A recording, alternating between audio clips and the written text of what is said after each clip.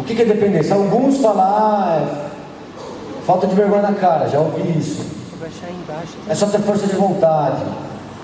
A dependência química é uma doença. É uma doença sem cura. Como diabetes, como HIV, não tem cura. Tem tratamento. O indivíduo pode viver muito bem em recuperação, mas ela não tem cura. Por que não tem cura? Porque ela é uma doença biopsicossocial. A Organização Mundial da Saúde, Classificação Internacional de Doenças e Transtornos Mentais, define dependência química como uma doença incurável, crônica, de origem biopsicossocial. Por quê? Ela desorganiza o funcionamento do meu organismo. O meu organismo ele funciona normalmente com água e comida. Eu ingeri qualquer substância psicoativa que altera o meu funcionamento do meu sistema nervoso central, enfim, funcionamento do meu cérebro. O meu cérebro ele reconhece aquela substância como um veneno. Por isso que quando quem bebe a primeira vez vomita, passa mal, entendeu? Mas eu não passei mal. Tudo bem, talvez você tenha uma tolerância maior, o que significa que você tem uma predisposição muito maior a se tornar dependente químico. Tá? Então o meu cérebro ele reconhece essa substância, a primeira vez ele estranha. Com a constância do uso, como todo organismo inteligente, o nosso corpo é perfeito, o nosso cérebro ele é forçado a se adaptar à substância, porque você está envenenando ele. Ele tem que arrumar uma maneira de se adaptar. Então, com a constância do uso, eu altero o padrão de funcionamento do meu cérebro, que passa a funcionar com a substância. Ela altera o funcionamento do meu sistema nervoso central, tá? E compromete a transmissão de dopamina e outras substâncias no cérebro. Dopamina é uma substância responsável pela sensação de prazer, bem-estar, e outras substâncias como serotonina, endorfina, noradrenalina, tem uma série de substâncias responsáveis pela gratificação, pela sensação de prazer, tá? E quando eu começo a usar alguma substância, aí tem vários tipos de substâncias, as inibidoras, as estimulantes. As estimulantes é que deixa mais acelerado, as inibidoras é que deixa a pessoa mais tipo álcool, mais deprimida. De uma forma ou de outra, tanto a inibidora ou a estimulante, ela compromete esse sistema aqui, porque o meu cérebro ele produz dopamina e manda naturalmente, natural. Eu como alguma comida, ele manda dopamina ali na quantidade certa, meu organismo está saudável, tá? Eu comecei a ingerir uma substância, o meu cérebro ele passa ou a produzir mais ou a produzir menos. Isso fica desregulado, de uma forma bem resumida, porque se eu for entrar nisso aqui, a gente fica 3 horas falando disso aqui. Isso aqui é neurociência, é estudo de neurociência relacionado à dependência química. Então, de uma forma ou de outra, ele desorganiza essa transmissão de dopamina. Então, quando eu paro de usar, o meu cérebro para de mandar dopamina. É a hora que vem o sintoma de abstinência. O meu cérebro começa a pedir dopamina. E quando eu desenvolvo a dependência, isso aqui fica para o resto da vida. Ele alterou o padrão de funcionamento. Parte psíquica. Desorganiza o meu estado mental. Ele afeta a minha maneira de sentir. Tem gente que ou sente, a pessoa quando ela começa a usar droga, ou ela fica muito sensível em tudo, ela sente, ou ela não sente nada, ela fica fria. Eu não sei se aqui alguém tem problema com dependente químico em casa, e às vezes a gente fala, nossa, a pessoa às vezes rouba e não se sente culpada, não sente remorso, não sente nada. A pessoa rouba como se fosse a coisa mais normal do mundo. Por quê? Primeiro, porque ela está na fissura que usa droga. Segundo, afetou a maneira dela sentir. Ela não sente mais, ou sente demais, ou sente de menos. Então desequilibra essa capacidade do indivíduo sentir, tá? Desequilibra a parte emocional da pessoa, que é quando a pessoa fica irritada, ou agressiva, ou muito deprimida, tá? E altera a percepção de realidade. Eu não tenho mais noção de realidade, do que é certo e do que é errado. Uma pessoa sã, psicologicamente falando, biologicamente falando, roubar é uma coisa inconcebível. Matar é uma coisa inconcebível. Bater, xingar a mãe é uma coisa que não está dentro dos padrões sociais. Só que essa pessoa perdeu essa noção de realidade. Para ela isso aí, tanto faz o que fez. Por quê? Alterou a mente dela, todo o organismo dela, alterou tudo. E a parte social? Desorganiza, como consequência disso aqui, o resultado disso aqui, desorganiza também as minhas relações sociais. Família, amigos, trabalho, estudo, valores e comportamentos, né? A família já começa a ter problema na família, no trabalho, chega um estágio da dependência que a pessoa já nem trabalha mais, vive em situação de rua. E os valores que é o que eu estava falando, a pessoa já não sabe mais o que é certo e errado. Para ela matar, roubar, é normal, porque ela quer usar droga. Nesse estágio, gente, é importante falar isso, porque nesse estágio não adianta mais conselho, não adianta mais, porque a pessoa já não vai ouvir mais. Às vezes a gente tem um problema com dependência química em casa, e a pessoa ela já está nessa situação de fissura, querendo usar droga. A intenção é boa, a gente querer falar, querer dar conselho, mas esse indivíduo desorganizado dessa maneira, ele não vai ouvir nada, ele quer usar. Ele está, vamos dizer assim, um zumbi. Então, ele não está mais ali, é outra coisa que está ali, mas não é aquele ser humano que a gente conhecia 10, 15 anos atrás. Entendeu? Continuando, tá? É uma doença incurável, porque, como a gente estava falando daquele funcionamento do cérebro, isso é registrado na memória biológica. É como se fosse a vacina da gripe. Como é que funciona a vacina da gripe? Eu coloco um vírus da gripe dentro de mim, o meu organismo registra aquilo, não é? E cria anticorpos, resistência para combater aquele vírus. E aquilo ali fica. O meu organismo se adaptou àquele vírus. Se é com vírus, é do mesmo jeito com a doença, com a dependência química. Entrou uma droga, é um veneno. Ele tem que criar anticorpo, ele tem que criar resistência para aquela substância, porque o organismo começa a sofrer com o veneno, sem ingerir. Então ele se adapta. E essa memória biológica é para a vida inteira, fica registrado isso para a vida inteira, por isso que não tem cura. Tá? Ah, mas parou de usar droga, nunca mais usou droga. Mas se ele voltar a beber um copo de cerveja, que se quer que seja, ele volta a todo o padrão de consumo que ele estava. Ele não volta de novo com um copinho. Se ele beber um copo, quando ele parou, ele estava tomando uma caixa de cerveja, se ele voltar com um copo, ele vai tomar uma caixa para frente. Porque o organismo dele está adaptado de uma caixa para cima. A doença é progressiva, ela aumenta, ela nunca diminui. Progressiva, como eu estava falando, tolerância. Às vezes a gente fala assim, né? Pô, legal o cara que bebe 1 litro de vodka, 1 litro de uísque. Isso representa status. O que significa uma pessoa que tem, tipo assim, tem uma turma, aí tem aquele que bebe mais. Normalmente na turma ele é tido como um indivíduo, é o cara, porque ele bebe mais. Só que isso na verdade só significa que o organismo dele está tão intoxicado que ele precisa beber muito mais do que os outros para ter o mesmo efeito. Que os outros bebem um copinho de vodka, fica bem. Ele precisa beber 1 litro, por causa da tolerância, que é o quê? Eu preciso aumentar a quantidade, eu preciso aumentar a frequência de consumo para ter o mesmo efeito, não para aumentar o efeito. Eu sempre preciso usar mais para poder ter o mesmo efeito, porque o meu organismo vai ficando cada vez mais resistente à substância.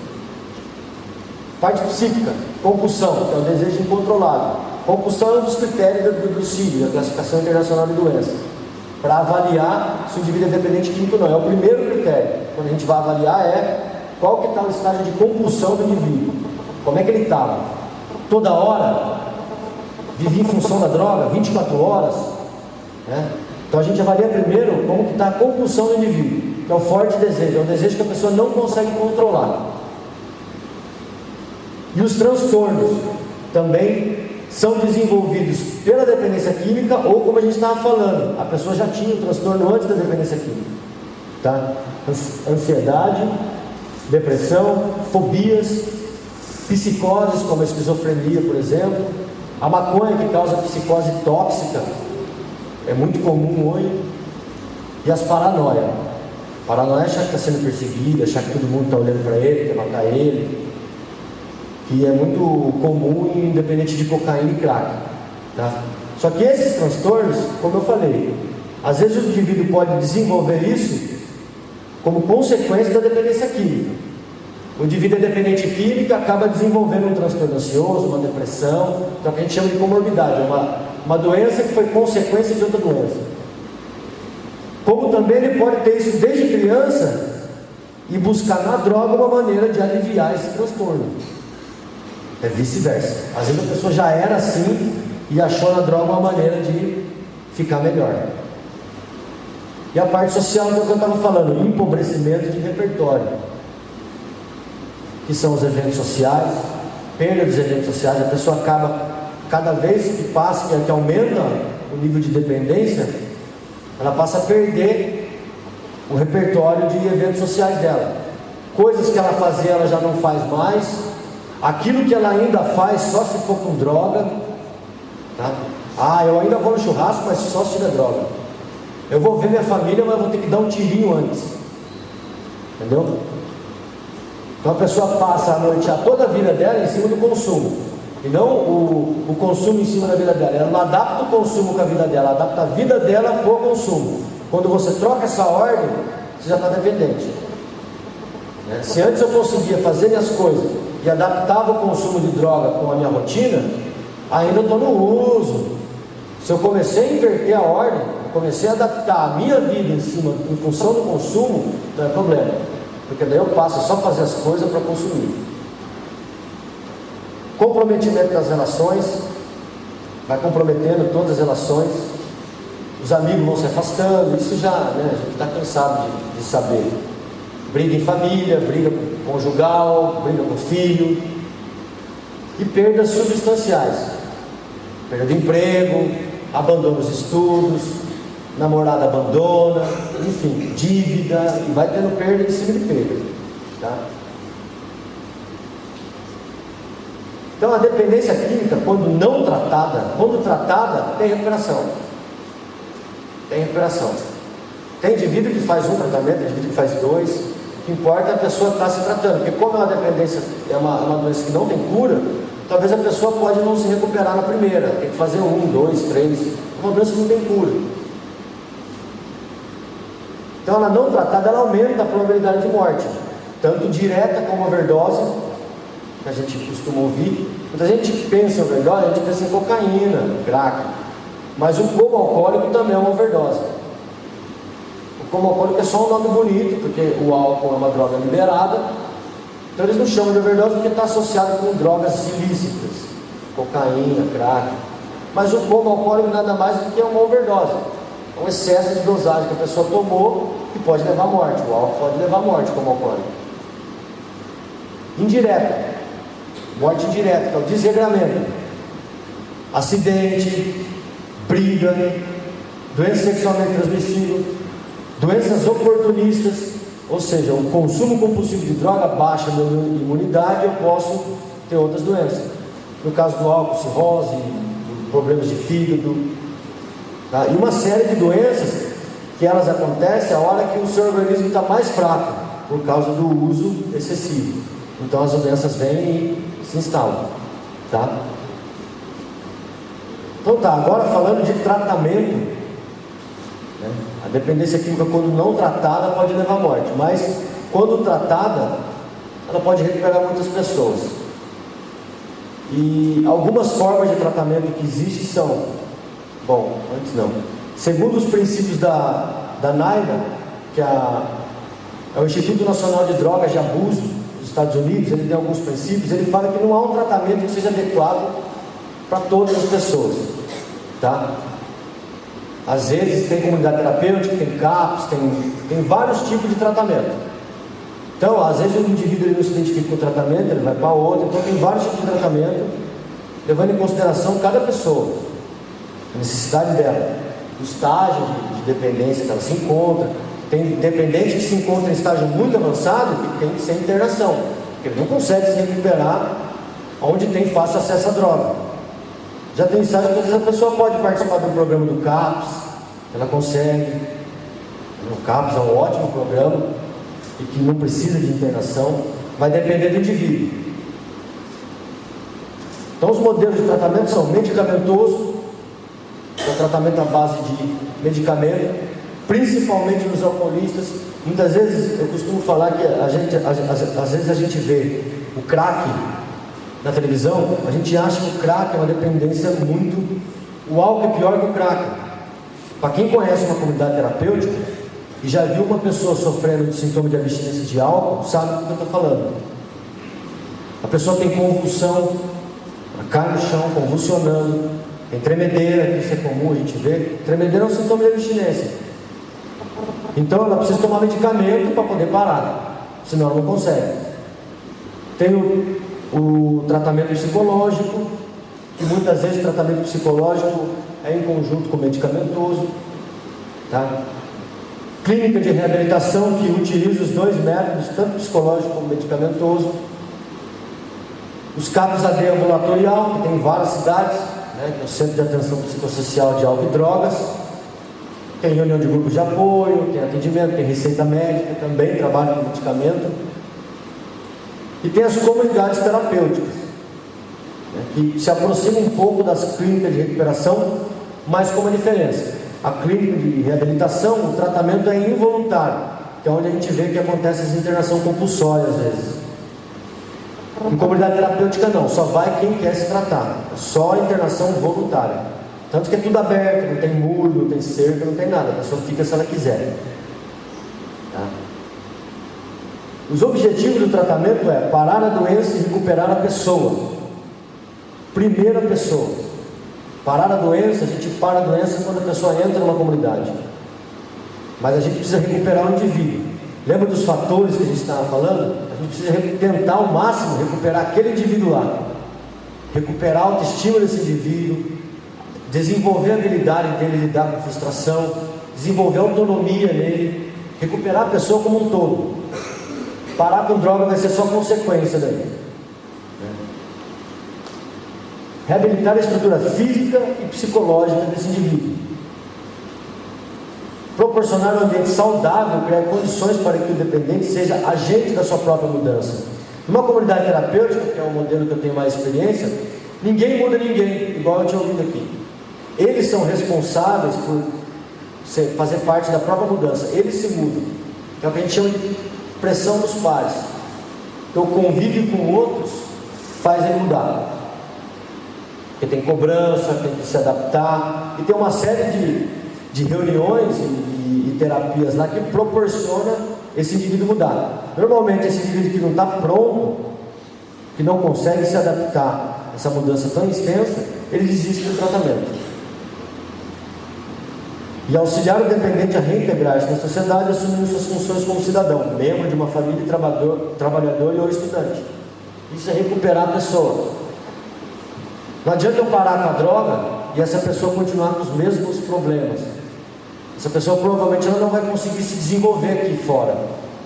Ela parou de usar droga, mas tem baixa autoestima, não sabe lidar com os problemas, vai ter que trabalhar, como é que vai lidar com os problemas? Provavelmente ela não usa droga. Então a gente tem que recuperar o indivíduo. Proporcionar um ambiente potencializador das estruturas saudáveis do indivíduo. Isso é uma coisa muito importante. Por quê? Porque quando a gente vê um dependente químico na rua, a gente olha o lado ruim. Porque a gente vê ele na pior fase da vida dele. O objetivo do tratamento é olhar para esse indivíduo da maneira ao contrário. O que esse indivíduo ainda tem de bom que a gente pode potencializar para que ele se recupere? E pode acreditar, gente, todo mundo que a gente vê na comunidade são pessoas que têm habilidades extraordinárias. Tem pedreiro, tem eletricista, tem gente talentosa pra caramba que por algum motivo na vida que aconteceu, ele acabou se desviando. Alguma coisa que aconteceu na vida dele que ele acabou se desviando. Mas são pessoas que têm um potencial, né? O trabalho da gente não é mudar a pessoa, é identificar esse potencial nele e estimular para que ele desenvolva isso. Recuperar a dignidade e a autoestima através dessas áreas saudáveis dele e estimular as áreas saudáveis do seu psiquismo. O que sobrou de bom dentro da cabeça desse indivíduo? O que a droga ele não destruiu? Então é isso aí que a gente vai tentar estimular e puxar. É isso aí que vai salvar a vida da pessoa. E eliminar a dependência total e passividade através da participação ativa em sua própria cura e na dos outros. Que é o quê? Dependência das pessoas, quando eu falo aqui. Porque o dependente químico ele não é só dependente da droga, é dependente das pessoas. Ele tem uma dependência enorme das pessoas, que as pessoas resolvem, que as pessoas cuidem dele. E o objetivo lá é fazer com que ele cuide dele mesmo. Então ele é o autor da cura dele. A gente só dá um empurrão. Quem se cura é ele mesmo. A gente só empurra, só mostra o caminho, mas ele que vai. E aí, as caracterizações da RDC, que é o que caracteriza uma comunidade terapêutica. Isso aqui bem resumido, porque isso aqui é a Anvisa que fala o que é uma comunidade terapêutica, o que precisa para ser uma comunidade terapêutica. Primeiro, atenção a dependentes químicos, regime residencial, a pessoa tem que ir ficar, né? Ficar lá, morando lá durante alguns tratamentos 9 meses, outros 6 meses, depende da casa. Modelo psicossocial, que é a convivência entre os pares, que é o quê? A convivência em grupo, a pressão de um ou outro, através do convívio, faz esse indivíduo desenvolver esse lado mental dele que ainda é saudável. Quando a pessoa para com a droga, a mente dele volta a funcionar normal. É questão de tempo. No começo ainda dá trabalho, mas depois de um tempo que não tem mais droga, a mente dele volta a desenvolver de novo, né?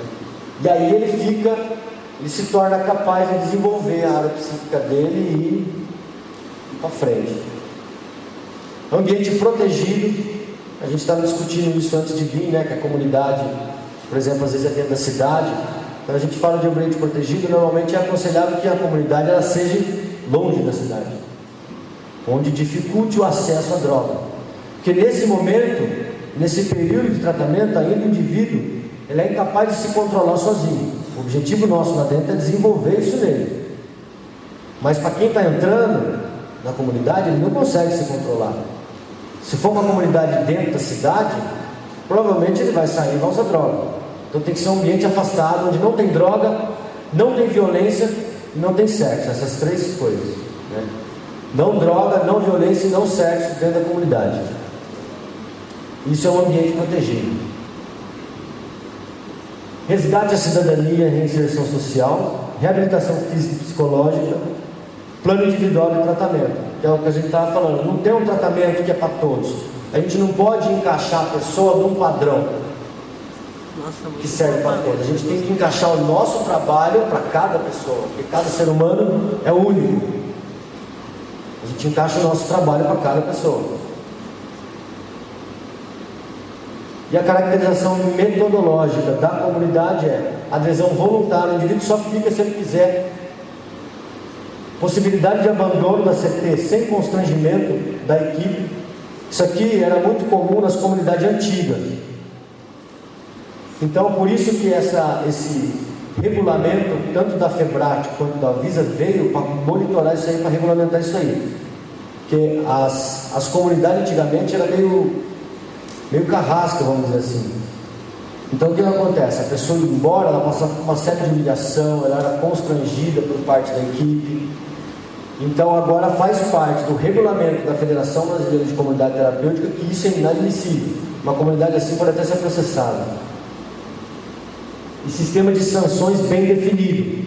Lá a gente chama de medida educativa. Não é punição, castigo físico, que tinha muito nas comunidades antigamente. Exploração do trabalho, fazer a pessoa trabalhar até constrangimento moral e sem restrição de alimento, sono ou higiene pessoal. Antes tinha comunidade que as portas dos quartos eram cadeadas. O indivíduo só saía quando o monitor ia lá e abria. Então tudo isso aí foi abolido do regulamento. Comunidade que vive nesse sistema não está dentro dos regulamentos da FEBRAT. Respeito à orientação religiosa e sexual.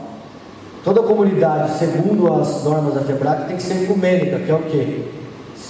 Sem religião específica. Toda religião, cada um pode expressar sua fé, sua crença da maneira que bem entende lá dentro. e também respeito à orientação sexual da pessoa. Encaminhamento para serviços de saúde, quando necessário, cumprimento das recomendações médicas. Receita médica não é receitado dentro da comunidade, leva para o hospital, médico receita. Não administração de medicamento controlado sem receita médica. Tá? Programa de ressocialização e de acompanhamento pós-tratamento. Então, como é uma doença sem cura, o tratamento ele não acaba quando a pessoa termina os 9 meses. A gente lá, por exemplo, a gente tem reunião para as famílias que acompanham o tratamento, e quando o cara sai, a gente tem um grupo de apoio que ele pode seguir pro resto da vida, tá? Porque a gente tem que acompanhar esse indivíduo pós-tratamento, porque ele tem uma doença sem cura. Lógico que depende dele daí, se ele quiser continuar participando. Mas a gente dá esse suporte pós-tratamento a fim de proteger o indivíduo de uma recaída, porque pode acontecer. Então, uma visão geral para fechar. Esse Kurlander é o coordenador geral da minha comunidade. Esse é o trabalho de pesquisa TCC, trabalho de conclusão de curso que ele fez sobre comunidade. E ele fala assim, que a comunidade consiste em um lugar organizado como comunidade, no qual se espera que todos contribuam para eventos comuns, na criação de uma organização social dotada de propriedades de cura. Tá? Então, na verdade, o maior elemento de cura dentro de uma comunidade não é o psicólogo, não é o conselheiro terapêutico, não é o medicamento e nada, e sim o convívio entre as pessoas. Esse é o maior elemento de cura dentro de uma comunidade. O resto é só complemento.